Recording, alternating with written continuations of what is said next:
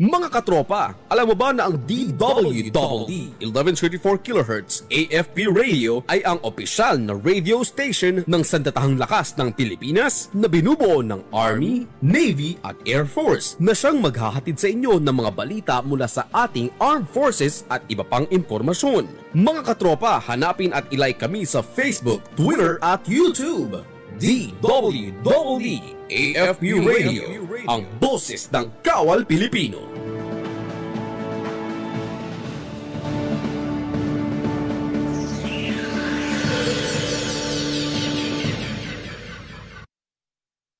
Noong bata pa ako, akala ko, kapag sinabing malaya, ibig sabihin noon ay malaya ko nang magagawa ang lahat ng aking ninanais. Na walang sino mang humahadlang o dumidikta sa aking buhay. Na malaya ako mula sa pagbabawal at utos mula sa aking mga magulang.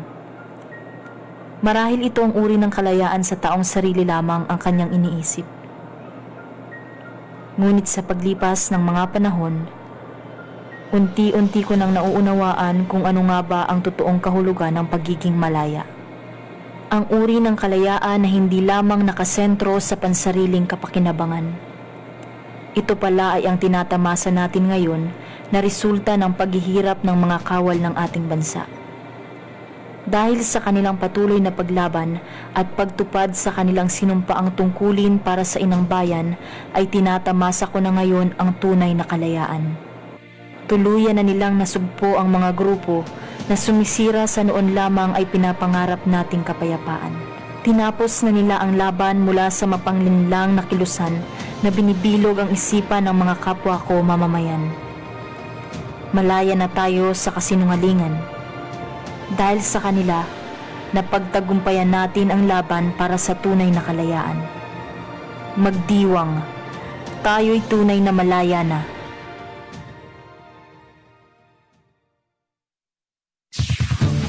Ito ang DWDD 1134 kHz AM. Balita, impormasyon at musika. Ito ang DWDD AFP Radio. Boses ng Kawal Pilipino.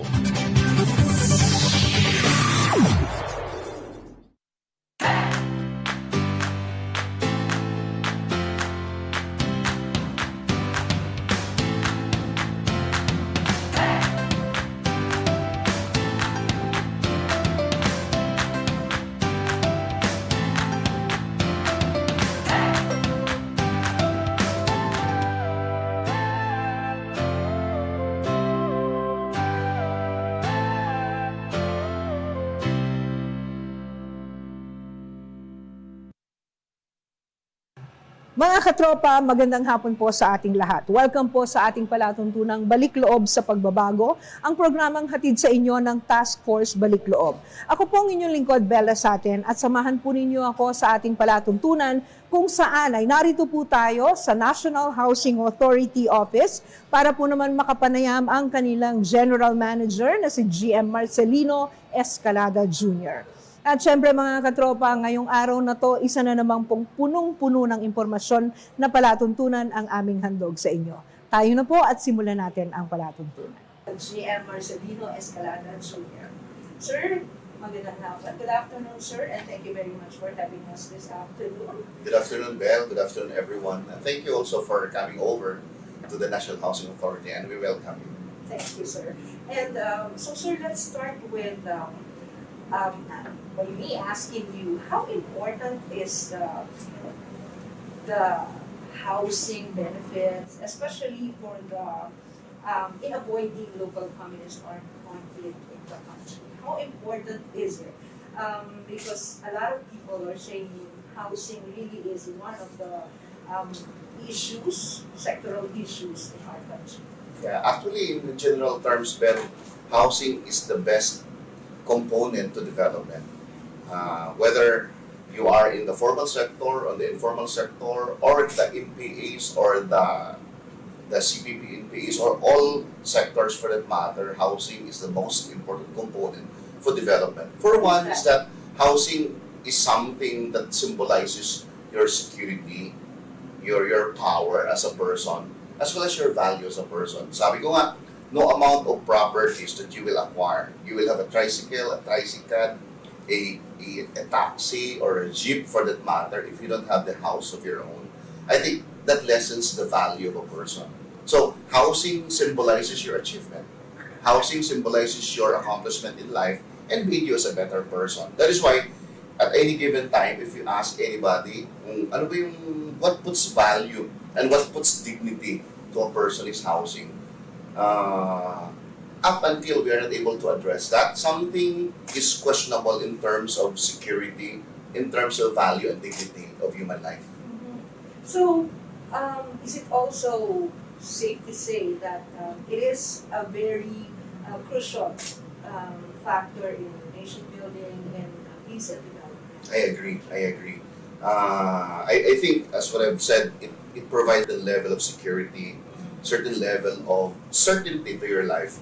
If and when persons are not sheltered by a very good roof, stable, permanent at that, something that will disturb him all throughout the day and all throughout his life. That's right. And even the children will disturb them. There's no sense of value, there's no sense of belongingness as a person. Because at the end of the day, whatever your activities are every day, at the end of the day, you want to go home and rest in your own home. That's right. So, pag wala kang bahay, saan ka pupunta? It does not give you the fulfillment in life. Regardless whether it's a mansion, if it's socialized housing, it's an economic housing, but anything from 50,000 to 40,000, even to 1 million peso worth of housing, it doesn't really matter because the amount, yung pera naman at saka value is just that just characterizes yung anong level mo sa buhay. If and when you are just a very simple and very ordinary person and family, pwede ka naman din mag-settle sa mga 450,000, sa 50,000 or 200,000 na bahay. But the message, the universal message, whether you're rich or poor, and particularly sa ating mga NPAs natin, is something that gives value to them. Kasi yun ang wala sa kanila, yung bahay. Actually, sir, that's one of the issues na parati nating naririnig sa mga former rebel. Na ang isa sa mga dahilan is wala silang sariling bahay, wala silang sariling lupa. At yun na yata yung ginamit para ma-entice sila in joining the communist terrorists. Yeah, I can remember very well. If you ask somebody, saan ka nakatira, at saka wala kang address, is something that does not give sense of direction to you. But if you have an address, they can say, I live in Block 11, Lot 15, Serene Hills, Davao City, and so on and so forth. It gives something value to you, and that is practically attributable to housing. Housing gives you a sense of direction to your life kasi may address ka sa buhay. Yes, sir. You know, hearing you say that, sir, parang nakikita ko na talaga all aspects of housing, no? You are familiar with it. How are you prepared for this post in the National Housing Authority? I mean, you know, you must have done a lot of things related to housing prior to being the GM or the general manager of this organization. Actually, Belle, this is my first time working in Manila. I have been educated, born and raised in Davao City. And the last position I held in the city government of Davao was City Planning and Development Officer. As City Planning, I was responsible for the zoning, for the development permits, for locational clearance, as well as the data, facts and figures of the city. But above all, we were addressing then the housing problem in Davao City, both for the formal sector as well as the informal sector. That experience brought me in to my choice as the GM in 2016 until now. I see. Okay, and so no wonder you have accomplished a lot. Now, let's go to the former rebels, who are the beneficiaries of housing, and I think it's really one of the benefits that they recognize to be very important. So, sir, in the past, since 2018, you have started giving out housing assistance. How important was it? How are your efforts in helping reintegrate the former rebels and the violent extremists, by the way, who live there. Yeah, ang NHA naman when they came in, we believe that there was no one-size-fits-all in the program, especially in addressing our former rebels. We've developed a lot of programs for them. Yes. Yeah, we developed a lot of programs for them because programs and projects also would respond to certain needs. Yes. Kahit na they belong to one organization or they are already former rebels and they have returned to the folds of the law. But the needs in terms of housing also differ. That is why we said to ourselves na dapat variable tayo. We don't have to address one universal issue on housing. I am referring to, one is that we offer on the part of NHA house and lot package. Meaning if there are available housing units in Cagayan de Oro, in Bukidnon, in Davao City, in Davao Oriental, so they can already apply for those housing units. The other one is if and when may lupa sila, then they prefer to live in this particular area, then NHA will also develop and address a specific or collective concern. And the other one, of course, meron tayong sinasabi that there are high-profile former rebels that we need to also secure their identity as well.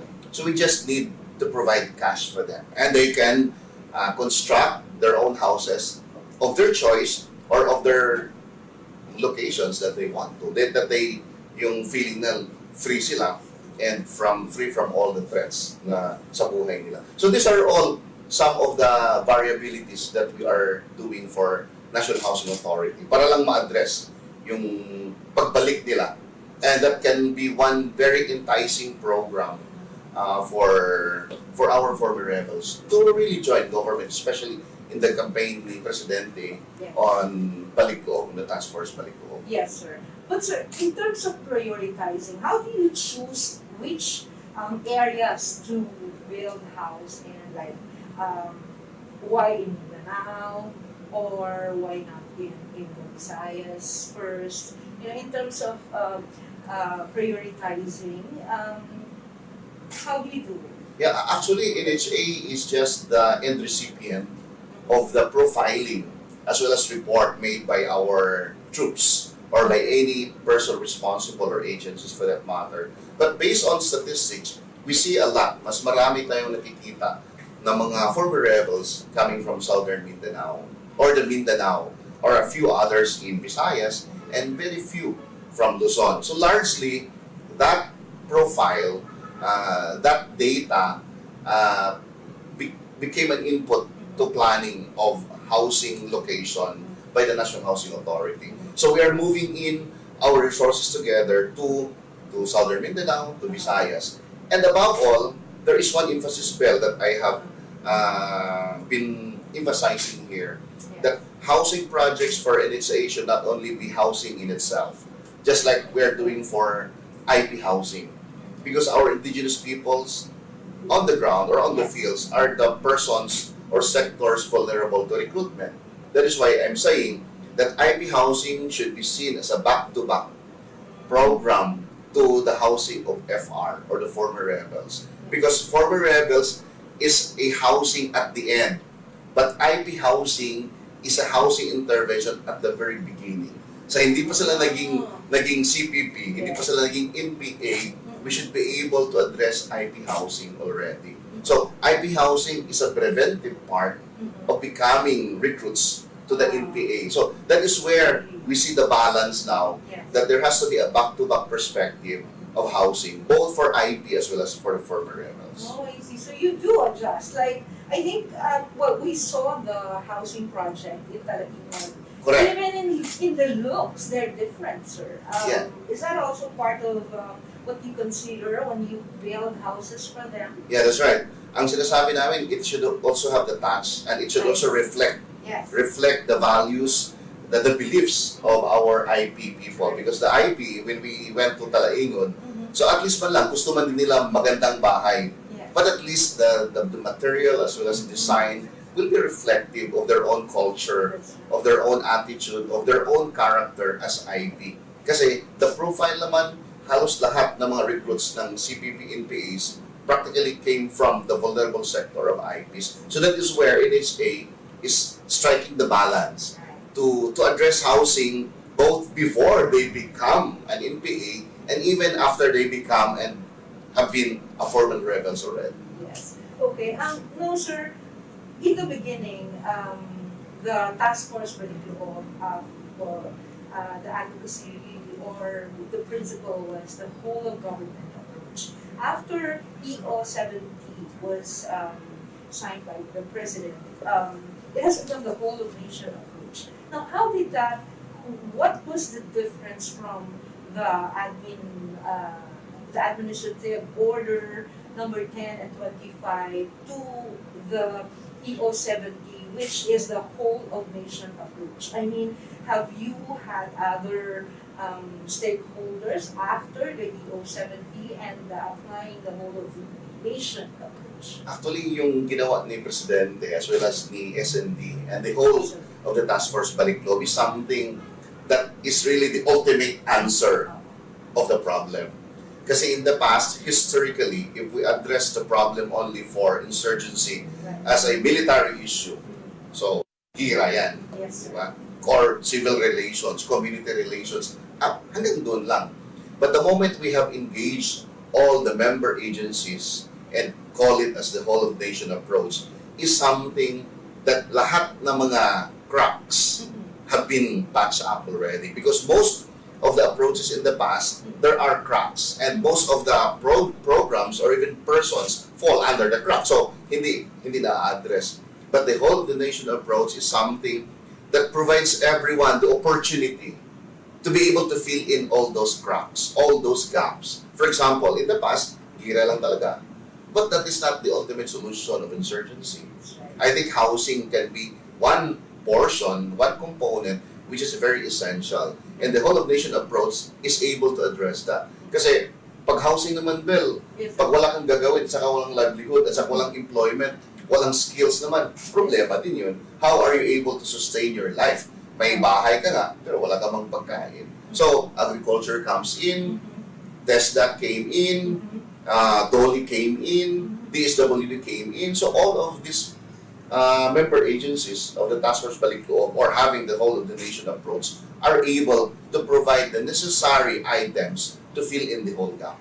Sir, kasama sa whole of nation approach, syempre, ang private sector. So, kayo ba sa NHA kahit paano meron kayong nakaka-partner or have you tapped some private organizations as well in your project? In general terms, for housing projects, yes, we're tapping the private organizations.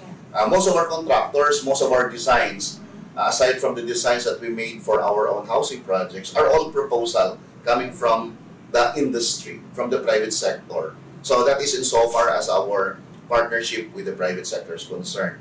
But insofar as the FR housing that we're doing right now, having able to get all the experiences of the network. So, nagiging premium sa amin yung experience na yan to provide the better housing for our own beneficiaries who are the FR. So, how do you strengthen your partnership with all your stakeholders, government and private sectors? I think we continue to coordinate with them. We continue to talk with them. We continue to listen as well as converse with them. Kasi there are policies, there are programs that can be better off. Mas maganda pakinggan yung mga nanggagaling sa private sector. Medyo iba yung perspective nila. Even from the NGOs, iba yung perspective nila. And even from Congress, we continue to open our doors for them. The ones at the left, the ones at the right, the ones at the center, so that we shall be able to enrich the projects and the programs of NHA. And in doing so, mas maganda yung takbo ng ating pabahay. For example, if and when in the past, NHA was just focused on our projects, yung CPP-NPA housing natin was a failure. Why? Because we only constructed 22 square meter floor area on a 40 lot area. Sinong pulis, sinong sundalo ang kukuha niyan? So we need to have feedback coming from all other sectors to enrich our own housing design. In like manner for FR. In like manner for FR. Ang sabi ko na kay Jessa is, bakit ibigay natin yung 22 lang Kasi yung 22 square meter floor area, Belle, is something that you cannot comfortably, walang comfort yun sa Sir. sa pamamahay mo. Yes. Di ba? If you have 5 children, That's right. if you have 5 children living in a 22 square meter floor area, that is why all our projects for FR, naka-loft yan siya. Yes. So there is a 50% floor area on top of the base area, which is around 11. So that makes 33. That's right. So that is one modification, adjustments that we are trying to address our FR. Second is, dapat we should be able to address privacy. Right. Kasi yung spouses naman, It's true. and the children that are adolescents already and adults, we should be able to have at least 1 partition or 2 partition.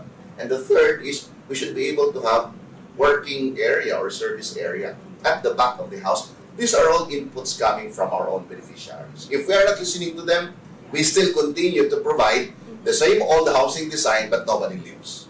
Right. Walang nakatira. But I think, sir, one of the most favored locations ay ang Freedom Residences in Tagum. Well, we saw that, of course. The President was there when they were awarded. So, more of that. Yeah, more of that. That is the kind of model, Belle, that we look after if only we will be able to address some challenges in project implementation. Yes. So we will have more of the FR village where there is the contribution of TESDA, contribution of DSWD, contribution of DOLE, and we see all of the whole of the nation approach Right. working really on the ground. Okay. So, sir, you've mentioned already some challenges. Now, what are the other challenges that you still can mention in terms of implementing the EPF? Are there considerations that maybe we can make some adjustments to, and what are other improvements that maybe you can still adopt? Primarily, Belle, until now, we are still faced with one major problem really, because housing is a construction. Right. So there are physical materials that we need, and one would be budget. At any given time, budget is a very essential component. Sabi ko nga, planning is just a formal statement, Right. but budget is the real intent. If we really don't fund the program, well, the real intent is really seen and very obvious. But we are really exploring all our means to be able to get all the necessary funding support para we should be able to implement the project. That's one. Second is yung availability ng lupa natin. Kasi there are FRs and group of persons na gusto nila magstay lang where they came from. Okay. So that is one challenge for us. How are we able to convince them that the better place and safer place is here? Yeah. So that's one. Kasi ang sinasabi din ng ating mga partner, law enforcers, the police as well as, it's also very hard to secure when they are up there. We should be able to provide a relatively fair, safer place for them down. So these are some of the tug of war or the pros and cons of having to identify locations. And of course, the third would be the selection of our FRs. So at the end of the day, ang sinasabi ko lang kay DND and the Task Force Balik-LOOB, kay CPP-NPA-NDF is NHA will be a recipient of all the validation, of all the assessment, of all the recommendations that they will issue to us. Whoever those persons are, then NHA, susunod lang kami kung saan sila gusto. Then since sabi natin kanina, there is no one size fits all Yes. in our project design, in our project proposal. So kung ano yung gusto ng ating FR, we should be able to respond to that. At the end of the day, ang gusto mo natin is production, bahay na may bigay natin sa kanila. So, sir, do you still see, that you can implement siguro mga improvement, no? Lalo na ngayon kasi we only have mga 5 months, diba? Bago po tayo magkaroon ng bagong administrasyon. Do you think, ano pa yung pwedeng magawa ng NHA mula ngayon hanggang sabihin natin, June 30? Kung mag-open pa tayo ng mga bagong projects, I think we will not be able to do that anymore. Kasi construction itself will take a year or two. Correct. So, wala tayong parang it will be an opening of a new projects which we cannot see already the fruits of our efforts. But one thing that NHA can do for the next 5 months is for us to be able to fill in all our housing stock right now, our inventory. In the case of Tagum, I think the FR housing right now is close to 400 ba yung bahay natin doon? Yes, sir. So we should be able to get all the recommendations and sino yung willing to stay in Tagum. So we should be able to achieve 100% occupancy in the case of Tagum. That's one. In the case of Bukidnon as well, I just came from Bukidnon. I went to Marawi. And on my way back home to Davao, I passed by. I think of the 400 or 500 ba yun? I think may mga 150 or 300 na nakatira doon. So the remaining months of the Duterte administration is for NHA and TFBL to coordinate further and increase the level of occupancy in all of our housing projects. Sir, there are still, I think, former rebels who are waiting for their housing benefit to be awarded to them. Paano natin, ang NHA ay magbibigay based on kung ano yung i-recommend or parang ini-endorse ng Secretariat, is that it? That's right, that's right. The process would be kung ano yung mga pangalan after assessment, validation, certification by the Task Force Balik-LOOB, it goes to NHA. So, pipili sila sa menu. House and lot ka, bahay lang, or cash. So, these are some of the options. If we feel that upon the recommendation of Task Force Balik-LOOB for high-profile FRs natin, so binibigyan natin ng cash na 450,000 pesos and they can construct anywhere, everywhere, or anytime they want to. Yung isa naman, kung repair lang, okay, we will provide also housing repair for your own housing needs sa location na gusto mo. The other one really is talagang i-fill in natin yung occupancy natin. Meron pa ba tayo, sir, mga pabahay sa ngayon na parang ongoing construction which you see na parang in the coming few months ay matatapos? Yes. Tapos na yung Cagayan de Oro natin, Bukidnon, as well as our FR in Tagum. So these are the classic models that we hope to see the future and incoming administration will be able to continue on the basis of a very good model project implementation. The upcoming is one we had in San Isidro Leyte.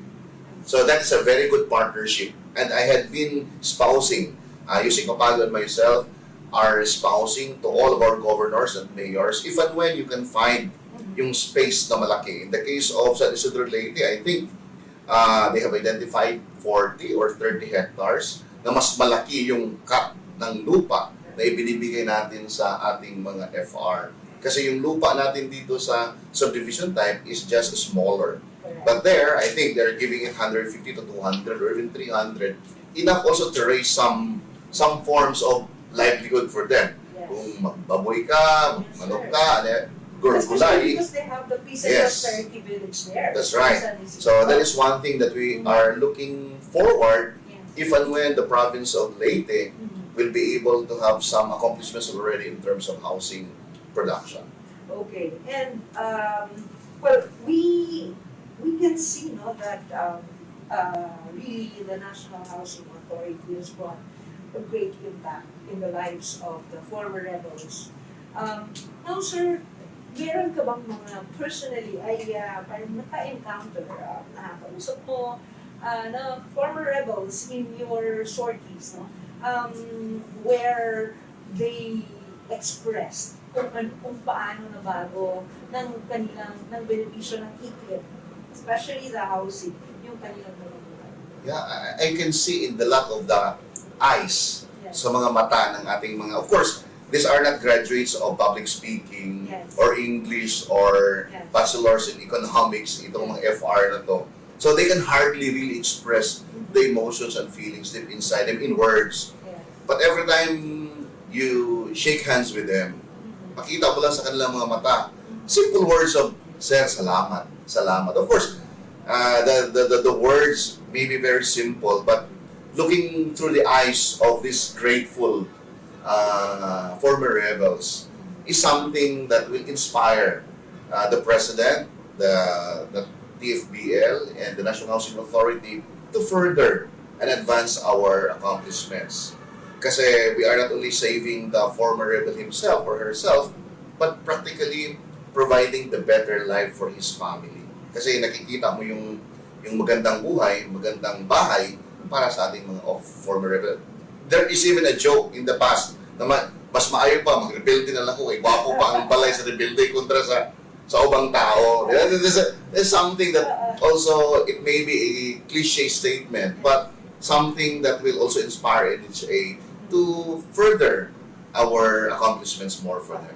But of course, let us also reiterate that all the benefits from NHA that you give to the former rebels are also open to all the Filipino citizens, right? That's right. So, hindi na nila kailangan magrebelde para magkaroon ng bahay. Tama, sir? Yeah, lahat naman. So we have the government housing for EMP, PNP, teachers who have Ws. We also have housing for our informal sector families living in Metro Manila. Then we have the FR housing, we have the IP housing. So tama yun, Belle. Yes. You don't need to go to the mountain and raise arms against government just to have a housing. Yes. We will have an affordable, adequate, livable, and comfortable housing for every sector of our society. Of course, we understand that to give special assistance to the former rebels because of the circumstances that they experienced. That's right, correct. sir? That's correct. Okay. Now, sir, would you wish that, even after the administration of President Duterte, this kind of housing project for the FRs would continue? Yeah, I wish really, and hopefully there will be a permanent legal basis to that. Though there was an executive order issued by the president, Yeah. but if and when it can be a regular project, a regular program funded under GAA, Yes. where each and every department is mandated by its charter, by its functions and its mandates to really perform the necessary continuance of this project is much appreciated, because it can also differ from one priority to another. So if and when the incoming administration does not also look it as a priority program or priority policy, then it can also mean something na pwede na iset aside. But if and when we see that all of this, kasi ang funding natin ngayon is kanya-kanya. So it all depends upon the head of agency in pursuit to accomplishing the overall goal of Task Force Balik-LOOB. But if and when there is regular programs funded under GAA, which is something permanent, which is something lasting, which is something consistent, I think it can cross administration to administration or term after term. Okay. Sir, what would be your wish for the former rebels that you have already granted housing projects to?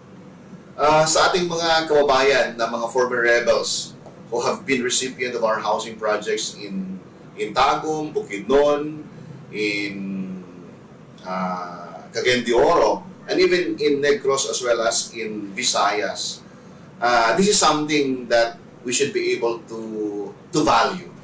This is something, kasi not all of the times that we will have this opportunity to be able to get one piece of land. Remember, these are titled properties. In fact, my instruction to Jessa, our head of the TFBL insofar as NHA is concerned, is to unitize already and distribute the titles to all of them individually. I think if we can do that before the end of the Duterte administration, that will be much appreciated. So this is something that we will be thankful of this opportunity. Second is, hindi ito na ordinary na pabahay. Sabi ko nga sa kanila, if you have not been able to receive or nakahawak man lang ng 450,000 pesos cash, sabi ko, embrace the house. Kasi yung bahay na yan is worth 450. In just a matter of time, magiging 500,000 yan. Just a matter of time, magiging 1 million yan. And then, that is something that you have already in your possession, the title, the bahay, and above all, you take care of your house. You take care of that kasi that is the blessing, that is the biyaya at sa kapamahanan ng pagbabago under the Duterte administration and by SND as well as by the Task Force Balik-LOOB. And sir, ang iyo namang mensahe, panawagan para dun sa lahat ng ating mga kababayan that, lalo na yung mga o kung saang lugar nandun ang pabahay para sa ating former rebels. How can they support our former rebels? How should they accept? And also, of course, how can they be your partners for peace? Number one, panawagan ko as the GM of the National Housing Authority, and I am not new to governance. I have been working for the President for the last 27 years of my life sa City Hall ng Davao in various capacities. The major component to successfully launch this campaign is the support of our LGUs. The local government units, the governors, the mayors, and the private sector as well on the ground. Si National Housing Authority and the national government agencies are very far from the grounds. But we see a lot of our barangays, we see a lot of our LGUs, our church, whether it's Pentecostal, Evangelical, or Catholics, we should be able to engage all of them in a sense that you also provide spiritual well-being to our former rebels. Kaya hindi naman siya detached sa reality. This is not something that governments function or mission alone. This is everyone's mission. This is everyone's responsibility to take care of our FR beneficiaries on the ground, as well as our private sector and the community as well. Having said that, I think if we have that formula already, Belle, Yes. I think we can see a very colorful and meaningful life for everyone. Yes. That is also our wish, sir. We agree with you. And we thank you very much for your time. We hope that the NHA will still be able to do the things that you have now in the pipeline, and your legacy would, I'm sure, be remembered by all the former rebels, sir. Thank you very much. Thank you, And, Belle. Yes, mga kaibigan, mga katropa, the General Manager of the National Housing Authority, GM Marcelino Escalada. Mga katropa, inyo pong natunghayan ang ating panayam kay GM Marcelino Escalada Jr. Sa atin pong panayam, ating nakita na kung gaano kahalaga po ang pabahay para sa ating mga former rebels. Sana po ay magtagumpay pa ang National Housing Authority sa kanilang mga proyekto para naman sa ating mga former rebel sa ilalim ng Enhanced Comprehensive Local Integration Program. Mga katropa, ako po si Belle at inyong natunghayan ang Balik-Loob sa Pagbabago. Maraming salamat po sa inyong lahat.